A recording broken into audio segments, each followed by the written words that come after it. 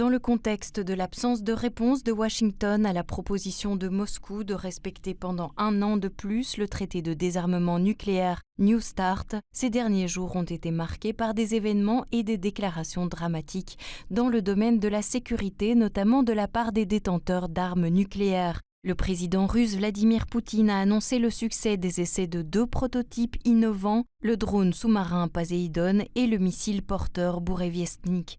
Cette fois, le dirigeant américain n'a pas tardé à réagir. Trump a ordonné au Pentagone de commencer immédiatement les préparatifs pour des essais d'armes nucléaires. Le locataire de la Maison-Blanche l'a annoncé sur son réseau Truth Social quelques heures avant le début des négociations avec le président chinois. Pourquoi avez-vous écrit sur Truth Social à propos des essais nucléaires? Qu'en est-il de la reprise des essais nucléaires? Qu'est-ce qui vous a poussé à le faire juste avant la réunion? C'est à cause de tous les autres. On dirait que tout le monde fait des essais nucléaires. Nous avons plus d'armes nucléaires que quiconque, mais nous ne faisons pas d'essais. Nous les avons suspendus il y a des années. Mais comme tous les autres font des essais, je pense que nous devrions en faire aussi.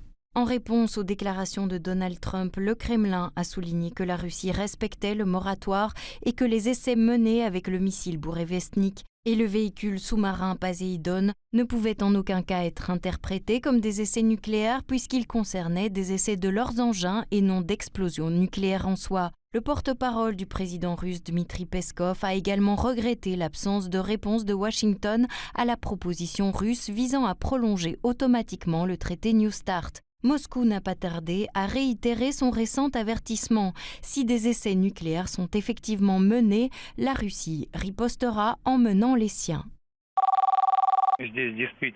Premièrement, il y a effectivement un moratoire en vigueur. Deuxièmement, le président Trump a mentionné dans sa déclaration que d'autres pays procédaient à des essais nucléaires. Jusqu'à présent, nous n'étions pas conscients du fait que quelqu'un effectuait des essais nucléaires. S'il parle des essais de Bourevestnik, ce n'est aucunement un essai nucléaire. Tous les pays développent leur système de défense, mais il ne s'agit pas d'essais nucléaires. Les États-Unis sont un pays souverain qui a le droit de prendre des décisions souveraines. Mais je tiens à rappeler la déclaration du président Poutine, faite à plusieurs reprises, selon laquelle, si quelqu'un viole le moratoire, la Russie agira bien sûr en conséquence. Le président l'a dit maintes fois. La Chine a également réagi avec retenue.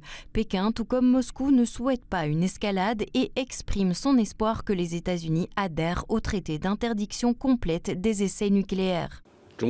La Chine espère que les États-Unis s'acquitteront scrupuleusement de leurs obligations au titre du traité d'interdiction complète des essais nucléaires, honoreront leurs engagements en matière de suspension des essais nucléaires et appuieront le régime international de désarmement et de non-prolifération nucléaire en prenant des mesures concrètes pour préserver l'équilibre et la stabilité stratégique mondiaux. La dernière fois que les États-Unis ont procédé à un essai nucléaire, c'était en 1992. Depuis l'entrée en vigueur du traité d'interdiction complète des essais nucléaires il y a 29 ans, le pays ne l'a toujours pas ratifié. L'Association pour le contrôle des armements estime que les États-Unis ont besoin d'au moins 36 mois pour commencer des essais nucléaires sur le site prévu à cet effet au Nevada. Enfin, Trump a déclaré qu'il annoncerait ultérieurement la date et le lieu des essais nucléaires, précisant qu'il les jugeait appropriés.